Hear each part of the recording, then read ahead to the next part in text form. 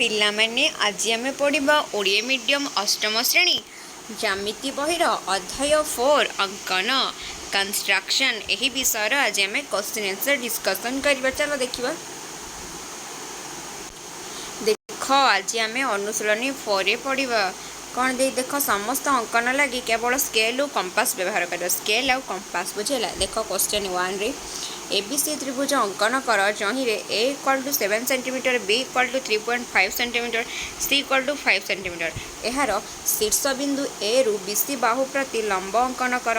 ସେହି ଲମ୍ବର ଦୈର୍ଘ୍ୟ ମାପ ବୁଝିଲା। ଦେଖ ସମାଧାନ କରିବା ଗୋଟି ଗୋଟି କରି କରିବା। ଦେଖ ପ୍ରଥମେ କହିଲା BC = A ଯେଉଁଟାକି 7 cm ନେବ। ପ୍ରଥମେ ଆମେ ଗୋଟେ BC ଅଙ୍କନ କରିବା 7 cm ବୁଝିଗଲା। ତାପରେ ଦେଖ ସେକେଣ୍ଡରେ କ'ଣ କହିଲା B ଓ C କୁ କେନ୍ଦ୍ର କରି ଯଥାକ୍ରମେ 5 cm ଏବଂ 6 cm ବ୍ୟାସାର୍ଦ୍ଧ ବିଶିଷ୍ଟ ଚାପ ଅଙ୍କନ କର ଯାହା ପରସ୍ପରକୁ A ବିନ୍ଦୁରେ ଛେଦ କରିବା ବୁଝିଲା। ସେ କହିଲା B ଓ C ମାନେ B କୁ କେନ୍ଦ୍ର କରି ଗୋଟେ ଚାପ ଅଙ୍କନ କରିବା 5 cm, ପୁଣି C କୁ କେନ୍ଦ୍ର କରି ଗୋଟେ 6 cm ଚାପ। ଏଇ ଯେଉଁ ଚାପର ଛେଦ ବିନ୍ଦୁରେ ହେଲେ A ବୁଝିଗଲା ନା। ବୁଝିଗଲା ଏ ହେଲା। କହିଲା ଏବେ ତ୍ରିଭୁଜ ABC ସମ୍ପୂର୍ଣ୍ଣ ହୋଇଗଲା। ତ୍ରିଭୁଜ ABC ଯେଉଁ ଏଇଟା ଏଇ ଯେଉଁ ତ୍ରିଭୁଜଟା ସମ୍ପୂର୍ଣ୍ଣ ହୋଇଗଲା। ତାପରେ ଦେଖ ଥାର୍ଡ଼ରେ କ'ଣ କହିଲା A ବିନ୍ଦୁରୁ ଏକ ନିର୍ଦ୍ଦିଷ୍ଟ ବ୍ୟାସାର୍ଦ୍ଧ ବିଶିଷ୍ଟ ଚାପ BC କୁ R ରୁ S ବିନ୍ଦୁରେ ଛେଦ କରୁ ବୁଝିଗଲା। କ'ଣ କହିଲା ନା A ବିନ୍ଦୁରୁ ଗୋଟେ ନିର୍ଦ୍ଦିଷ୍ଟ ଚାପ ନେବ ଯେଉଁଟାକି ଗୋଟେ ଏଇଥିରେ ଚାପ ନେଲେ ଏଠି ଗୋଟେ R ହେଲା, ଆଉ ଗୋଟେ ଚାପ ନେଲେ ଏଇଟା ଗୋଟେ ହେଲା S ହେଲା ବୁଝିଗଲା। ଦୁଇଟା R ଆଉ S ଛେଦ ବିନ୍ଦୁ ମିଳିଗଲା। ତାପରେ ଦେଖ ଏଭିରେ କହିଲା R ରୁ S କୁ କେନ୍ଦ୍ର କରି RSର ଅର୍ଦ୍ଧାଧିକ ବ୍ୟାସାର୍ଦ୍ଧ ବିଶିଷ୍ଟ ଚାପ ଦ୍ୱୟ ପରସ୍ପରକୁ M ବିନ୍ଦୁରେ ଛେଦ କରିବେ। R ରୁ S କୁ କେନ୍ଦ୍ର କରିକିନା ଏଇ ଯେଉଁ ଚାପଟା M ବିନ୍ଦୁରେ ଛେଦ କଲା ବୁଝିଲା। ଭି ଦେଲା AM ଓ BC ରେଖାଖଣ୍ଡ ଦ୍ୱୟର ଛେଦ ବିନ୍ଦୁ D। AM ଆଉ BC ଏ ଦେଖ କ'ଣ କହିଲା AM ଆଉ BCର ଛେଦ ବିନ୍ଦୁ D କି ନାହିଁ ଦେଖିପାରିଲ। ତାପରେ ଦେଖ VI କହିଲା A ବିନ୍ଦୁରୁ BC ପ୍ରତି ଅଙ୍କିତ ଲମ୍ବ ADର ଦୈର୍ଘ୍ୟ ମାପ ସ୍ଥିର କର ବୁଝିଗଲା। ତାପରେ ଦେଖ 2 number ତ୍ରିଭୁଜ ABCରେ AB = AC = BC = 6.1 cm। ତାହେଲେ ତ୍ରିଭୁଜଟି ଅଙ୍କନ କର। ଏହାର କୋଣମାନଙ୍କର ପରିମାଣ ମାପି ନିର୍ଣ୍ଣୟ କର। କୋଣଗୁଡ଼ିକର ମାପ ନିର୍ଣ୍ଣୟ କର। କ'ଣ କହିଲା ସେ ଦେଖ AB = AC = BC ମାନେ ଟୋଟାଲର ପରିମାଣ ତିନିଟା ବାହୁର ଦୈର୍ଘ୍ୟ ସମାନ ଯେଉଁଟାକି 6.1। ଆଇ ଦେଖ BC ରେଖାଖଣ୍ଡ ଅଙ୍କନ କର ଯାହାର ଦୈର୍ଘ୍ୟ 6.1 cm ଜାଣିଲେ। ତାପରେ ସେକେଣ୍ଡରେ କ'ଣ କହିଲା B ଓ C ବିନ୍ଦୁକୁ କେନ୍ଦ୍ର କରି 6.1 cm ବ୍ୟାସାର୍ଦ୍ଧ ବିଶିଷ୍ଟ ଚାପ ଦ୍ୱୟ ପରସ୍ପରକୁ A ବିନ୍ଦୁରେ ଛେଦ କରିବେ। ମାନେ ଏଠି 6.1 ଏଠି ମଧ୍ୟ 6.1 ଚାପ ଦ୍ୱୟ ଛେଦ ବିନ୍ଦୁ A ବୁଝିଲା କି ନାହିଁ। ଥାର୍ଡ଼ରେ ଦେଖ AB ଓ AC ଅଙ୍କନ କର ତ୍ରିଭୁଜ ABକୁ ସମ୍ପୂର୍ଣ୍ଣ କର। AB ଆଉ AC ଅଙ୍କନ କରି ତ୍ରିଭୁଜ ABC ଆମର ସମ୍ପୂର୍ଣ୍ଣ ହେଇଗଲା।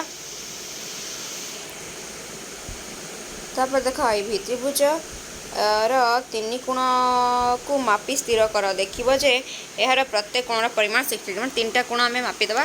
କ'ଣ ଦେଖିବା ନା ଏହାର ପ୍ରତ୍ୟେକ କୋଣର ପରିମାଣ କେତେ ହେବ 60 ଡିଗ୍ରୀ। ଏଇଟା 60 ଏଇଟା 60 ଏଇଟା 60 ବୁଝିଲା। 3 ନମ୍ବର ABC ତ୍ରିଭୁଜ ଅଙ୍କନ କର ଯାହାର BC = 5 cm, AB = AC = 6.3 cm। ତ୍ରିଭୁଜଟି ଅଙ୍କନ କରି BCର ସଂଲଗ୍ନ କୋଣଦ୍ୱୟର ପରିମାଣ ନିର୍ଣ୍ଣୟ କର। ସମାଧାନ ABC ଦେଖ BC ରେଖାଖଣ୍ଡ ଅଙ୍କନ କର ଯାହାର ଦୈର୍ଘ୍ୟ 5 cm ବୁଝିଲା। BC ଅଙ୍କନ କରିବା 5 cm। ତାପରେ B ଓ C କୁ କେନ୍ଦ୍ର କରି 6.3 cm ବ୍ୟାସାର୍ଦ୍ଧ ବିଶିଷ୍ଟ ଚାପ ଦ୍ୱୟ ପରସ୍ପରକୁ A ବିନ୍ଦୁରେ ଛେଦ କରିବେ। ଏଇଠି ଗୋଟେ ଚାପ ଯେଉଁଟାକି A ବିନ୍ଦୁରେ ଛେଦ କଲେ BCର ବୁଝିଲା। ତାପରେ ଦେଖ ଥାର୍ଡ଼ରେ A B ଓ AC କୁ ଯୋଗ କରି ତ୍ରିଭୁଜ ABC ସମ୍ପୂର୍ଣ୍ଣ ହୋଇଗଲା ହଁ କି ନାହିଁ। IV B କୋଣ ଓ C କୋଣ ଦ୍ୱୟର ପରିମାଣ ସ୍ଥିର କର। ଦେଖିବ ଯେ କୋଣ B = କୋଣ C ହେବ ବୁଝିଲା। 4 ନମ୍ବର ତ୍ରିଭୁଜ LMN ଅଙ୍କନ କର ଯାହାର LM = 5 cm, LN 4.7 cm ଓ MN 6.1 cm। ତ୍ରିଭୁଜଟି ଅଙ୍କନ କରି ଏହାର କୋଣଗୁଡ଼ିକ ମାପ ଓ କେଉଁ କୋଣଟି ବୃହତ୍ତମ ତାହା ଦେଖାଅ ବୁଝିଲା। ସମାଧାନ I MN ରେଖାଖଣ୍ଡ ଅଙ୍କନ କର ଯାହାର ଦୈର୍ଘ୍ୟ 6.1 cm ବୁଝିଲା। ସେକେଣ୍ଡ M ଓ N କୁ କେନ୍ଦ୍ର କରି ଯଥାକ୍ରମେ 5 cm ଓ 4.7 cm ବ୍ୟାସାର୍ଦ୍ଧ ବିଶିଷ୍ଟ ଚାପ ଅଙ୍କନ କର ଯାହା ପରସ୍ପରକୁ L ବିନ୍ଦୁରେ ଛେଦ କରିବ।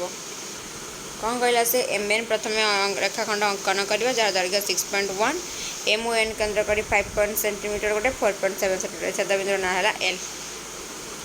तापर कौन देला देख एल एम और एल एन रेखाखंड अंकन कर त्रिभुज एल एम एन संपूर्ण हो गला एल एम एन। देख आईवी रे प्रोट्राक्टर साहाय्य प्रत्येक कोण को माप और देखिए जे एल रो परिमाण बृहत्तम सब कोण परिमाण मापिद देखिए कि एल रो परिमाण सबुठ बृहत्तर बड़ हो बुझेला।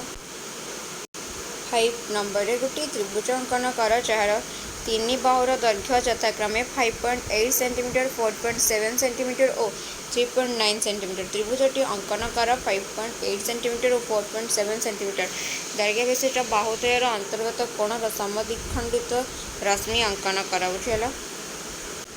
देख प्रथम कौन हम बीसी अंकन कर जोटा कि 5.8 सेंटीमीटर अंकन कर बीसी एटा बी और सी को केन्द्र कर यथाक्रमे 4.7 सेंटीमीटर और 3.9 सेंटीमीटर व्यासार्ध विशिष्ट चापद्वय परस्पर को ए बिंदु रे छेद करिबा हला ए चाप बिंदु हला ए। थर्ड ए बी ए सी रेखाखंड अंकन कर त्रिभुज एबीसी संपूर्ण कर बुझेला। त्रिभुज एबीसी संपूर्ण हो गला। आईवी रे कहला बी को केन्द्र करी एक निर्दिष्ट व्यासार्ध विशिष्ट चाप अंकन कर बी को केन्द्र करी एक निर्दिष्ट व्यासार्ध विशिष्ट चाप अंकन कर जहाँ ए बी बीसी बाहु को डी ओ ई बिंदु रे छेद करिबो। बी को केन्द्र करी ए बी ए जो ए बी रे गोटे चाप गोटे ए सी रे गोटे चाप हाँ जोटा कि डी बिंदु आ गोटे है ई बिंदु एठी गोटे चाप सॉरी बी सी रे गोटे चाप जोटा कि ई बिंदु बुझेला। तापर देख कौन कहला भी रे डी ओ ई को केन्द्र करी डी और ई को केन्द्र करी डी ई रो अर्धाधिक व्यासार्ध विशिष्ट चाप अंकन कर जेपरि कि चाप द्वय परस्पर को एफ बिंदु रे छेद कर ए चापटा दीटा चापटा एफ बिंदु रे छेद कला बुझेला। तापर देख कौन कहला भी आई रे बी एफ अंकन कर जार दैर्घ्य बी एफ रश्मि अंकन करवा बी एफ एटा है जहाँ त्रिभुज एबीसी समद्विखंडित हेब। हाँ बी एफ टा ये जो एबीसी त्रिभुजर समद्विखंडित कि ना बी एफ टा हाँ बुझेगा सरीगला। 6 नंबर प्रश्न देख ए है 6 सेंटीमीटर बी है 7 सेंटीमीटर सी है 8 सेंटीमीटर नहीं त्रिभुज एबीसी अंकन कर त्रिभुजर बाहु मानकर समद्विखंडित लंब मान अंकन कर बुझेगा। अंकटी त्रुटि शून्य होइथिले समद्विखंडित लंब गुड़िक गोटे बिंदु रे परस्पर को छेद करिवे बुझेगा। समाधान 6 सेंटीमीटर दैर्घ्य विशिष्ट बीसी अंकन कर बी को केन्द्र करी 8 सेंटीमीटर व्यासार्ध विशिष्ट एक चाप अंकन कर। प्रथम भी करिया बीसी अंकन करिया बी को केन्द्र करी 8 सेंटीमीटर व्यासार्ध विशिष्ट एक चाप अंकन करा। ए देख बीसी अंकन कला बीसी को तब केन्द्र करिना 6 सेंटीमीटर 7 सेंटीमीटर चाप अंकन करिया। तर सी को केन्द्र करी पुनश्च सॉरी भूल कहली बी को केन्द्र करी ना 8 सेंटीमीटर चाप पुन सी को केन्द्र करी 7 सेंटीमीटर व्यासार्ध विशिष्ट चाप पूर्वोक्त चाप को छेद कर छेदर नाम ए हो पुन सी रु 7 सेंटीमीटर ताले ये छेद बिंदुर नाम ए हो गला। त्रिभुज आईवी रे कहला त्रिभुज एबीसी संपूर्ण हो गला हाँ कि नहीं त्रिभुज एबीसी संपूर्ण। भी ए बी बी सी और सी ए समद्विखंडित लंब मान अंकन कर ए बी समद्विखंडित लंब पुणी बीसी पुणी एस सी समद्विखंडित लंब चाप नहीं कि कर।